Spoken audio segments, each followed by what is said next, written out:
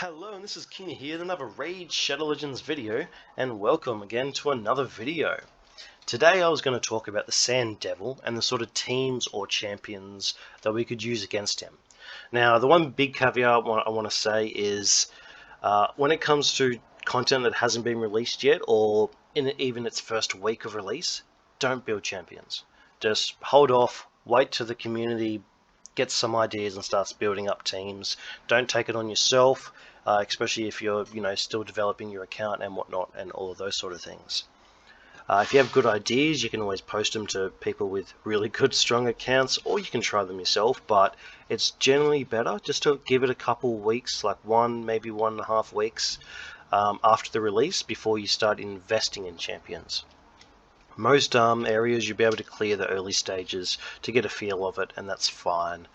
Now, as for this here, I've got some theories on champions and even teams that could be used. Now, I know a lot of people are saying that the Sand Devil might not actually be a very good dungeon. I, on the other hand, think it's going to be pretty awesome. I think there is going to be speed possibilities. I don't think it's going to be a slow 4-minute, 2-minute dungeon run in the end game. In the mid game, I think it is going to be a bit tedious.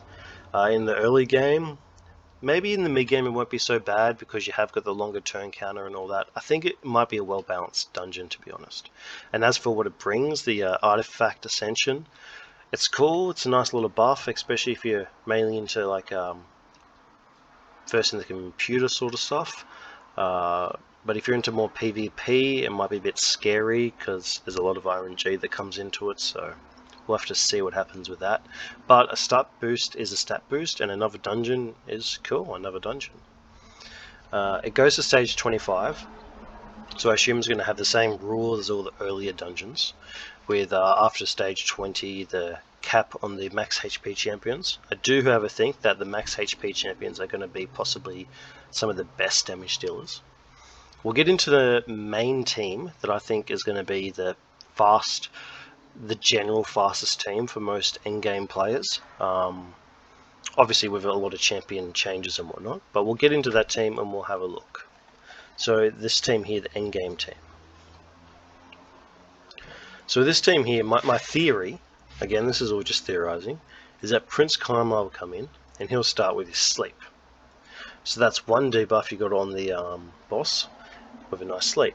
And then Rhea Bonespear will come in and she will place 5 debuffs with HP burn and decreased defense and weaken, decreased attack, decreased critical rate. They're sort of almost wasted, but those first 3 would be really good, and of course he's immune to stun. So at this point here you have 6 debuffs on them, on the boss, including defense down and weaken.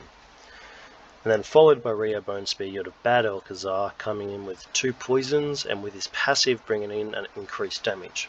The beautiful thing about that is that now you've got 6, 7, 8 debuffs and 1 hit, which means at the end game you've still got 4 hits to go, which is where I think an Acrisia comes in really good, because she will this here reduces the chance of, has an 80% chance of stealing 100% of the target's turn meter before attacking. This effect cannot be resisted if the champion is with high max HP. And it's a 2-time hitter based on enemy max HP with a pretty solid, and on these higher stages that should be hitting 10%, especially with the Bad Alcazar increased damage from his passive. So she has her 2 hits, that takes it to 3. If you want, you can get Uga to come in with a leech for a bit of a heal, or decrease defense and block buffs.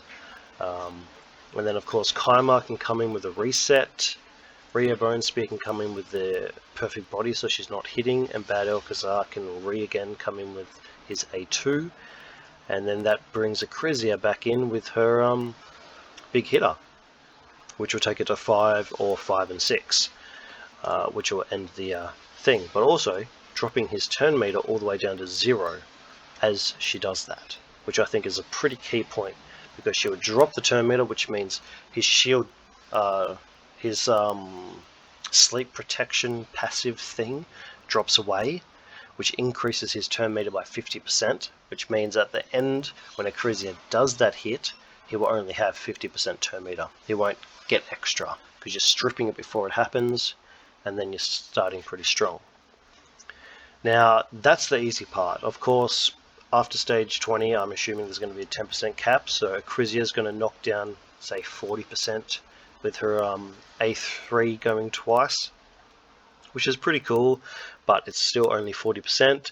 But I feel as if you have enough speed, you should be able to get another hit in, and possibly the A2, so that's 50-60%, which is pretty sweet. And then of course, depending what the boss does, we don't know what he's going to prioritize yet. If he prioritizes, say, his cleanse ability first, then you're all sweet, because he can prioritize the cleanse. You can try and get Klimar fast enough to come back around to place his sleep again, or something like that, or maybe bring a second Klimar instead of an Ugo. Lots of options there. Or if he's doing his big hit, which ignores absolutely everything, that's where a champion like Ugo would come in handy. Build her really, really strong in like a stalwart set. Put Rio and Bad Alcazar in Guardian sets, and make sure they are after Ugo in the turn order. This way, after the big hit, everybody dies except for Ugo, and then her A3 and passive will come into hand. So her passive places a 30% increased speed, block damage, because after he does that ability that ignores back damage, he doesn't do it. It's only that one ability. And then of course with her A3 she can revive everybody with HP and 50% turn meter. So then you get a nice little restart. So that could be really good. Of course, Ugo could be replaced with many others if he does do that big hit. You could bring in a Siphi, you could bring in an Ursula the Mourner, somebody like that. Yeah, and I think this here is going to be the fastest sort of team you're going to see. Obviously, a little bit of changes, like Ugo might go, Battle might go, Rio might even be replaced, but I think Rio is a really good option there. Especially because she brings the heal that if things do go wrong, then this heal when he's under sleep is going to bring everybody's max HP back up, which is pretty sweet. Acrisia, of course, she could be just replaced with any DPS champion. I just think that max HP with a solid 10% is very reliable. Again, if you can build an Ethos super strong, or a Trunda super strong, or even a Phoenix or somebody like that who has really, really good damage but not too many hits. Like you could even bring a, what's his name? A Dracomorph in, but just turn off his A2, so he's just using his A3, which is a non-hitter, and his A1, which increases damage from poison debuffs and whatnot. So you could also bring in a champion like that. But yeah, you just really want a really good damage hitter. So that's what I think would be an endgame sort of team. Now, as for a progression nice team, I think something like this would be really good, because you've got Jareg, who has a passive replacing continuous heals. So when the when the Sand Devil goes into sleep, those passive heals will just keep everyone healing and restoring their HP. He's got the Ally Protection, which would be really, really solid for the big smack. So he might die, but everyone else might stay alive. And then of course you've also got Decrease Attack. Decrease Attack could be really, really solid if if he's doing the big smack after he wakes up rather than the cleanse. So this way he's got decreased attack on the enemy when they do that. As for Zelatar, he's got a very good chance, 100% when booked if the enemies are under debuffs. If they're not, then it goes to 75% for the sleep. His A1 also has a pretty good chance of placing a sleep. And then the A2, which places good shield, which is good for the other abilities, but not the one that obviously ignores shield, but then also places some continuous heals, which are quite nice. So Zelatar could be quite solid there. Urticata, she might be really nice because she can go out and place a Hex on him, or a Poison Sensitivity or something like that, but she also has the passive here. So you could even take out, bring in Urticata, but bring in a different Hex champion that doesn't hit as many times, and that way when everybody else hits, you can get the poisons on. She might be like a very early game sort of one where it's on a really high cooldown time. I don't think she's going to be exceptional, but I thought I might just put her in this team just to show off a little bit. Cold Heart, on the other hand, I think she'll be amazing, because when the boss is slept, you can decrease the turn meter, which I think is going to be really, really good, and she has enemy max HP. For stage 20 and lower, that could just be an absolute monster of a nuke. And then Dur the Hungerer. This guy here could be really, really good because he's got revives 2 random allies, feels the turn meter by 50%, and then he's got this here, reflect damage. In the promo, I don't know this for certain, but they didn't mention anything about reflect damage. So the boss is ignoring shield, ignoring block damage, ignoring unkillable, and ignoring 100% defense, which means reflect damage might become a insane buff to have. It might even become you have reflect damage with revive on death. Just think about that. Like, think of how much damage you could reflect back onto him, because he's just smacking your champions down with a big solid hit, ignoring absolutely everything. It doesn't matter if you've got shields on, because his damage is going to go straight to your HP, so the reflect damage is going to activate. So you're reflecting 30% damage. So if you've got a lot of HP on your champions, that's a lot of damage you can reflect back, and possibly even survive your champions. And then of course the continuous heal that Dur the Hungerer also brings. So after he does a big smack, everybody gets a heal back up. I think he could be really, really good. So I think this would be more of a progression style team. Maybe take out Urticata, put in someone proper. But yeah.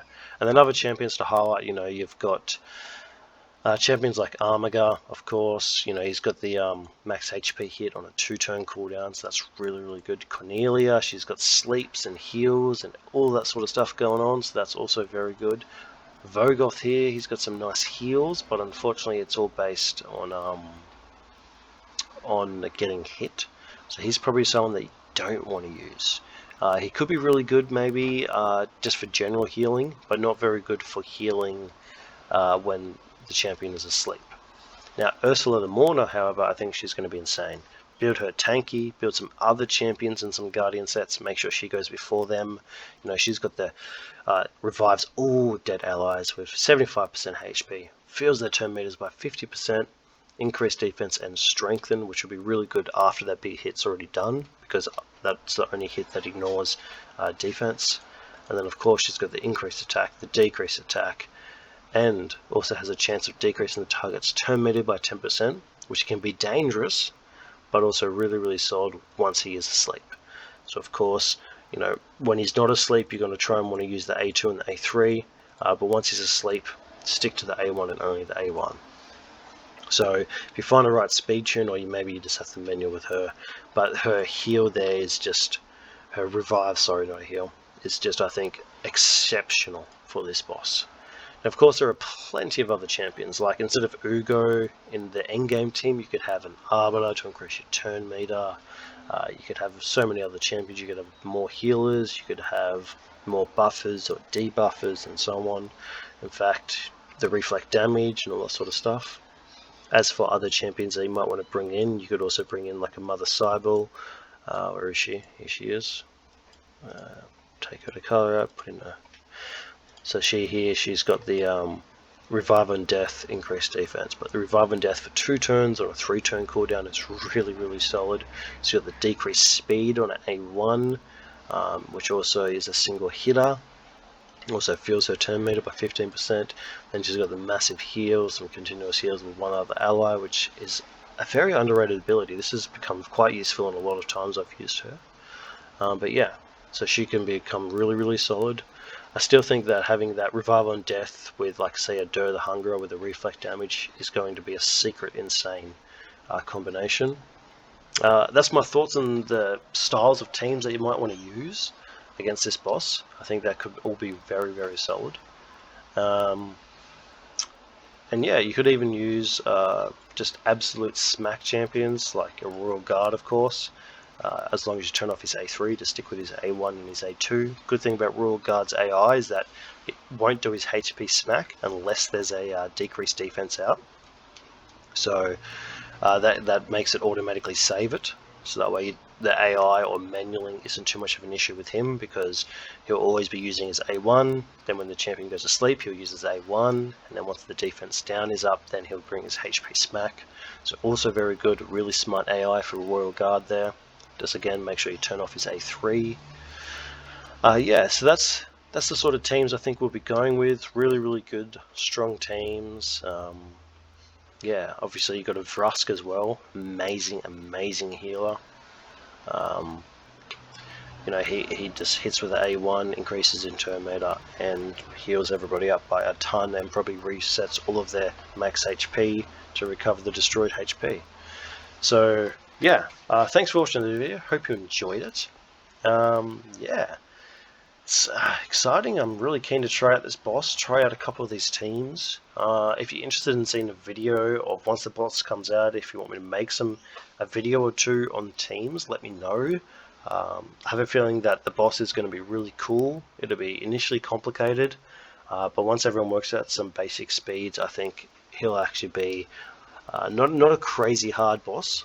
Not like Iron Twins, maybe more like a Ice Golem difficulty. Something like that, that as long as you've got a team worked around it, it'll be a little bit slower than the other dungeons, but it'll work out pretty well. Alright, thanks for watching, and I'll catch you guys later.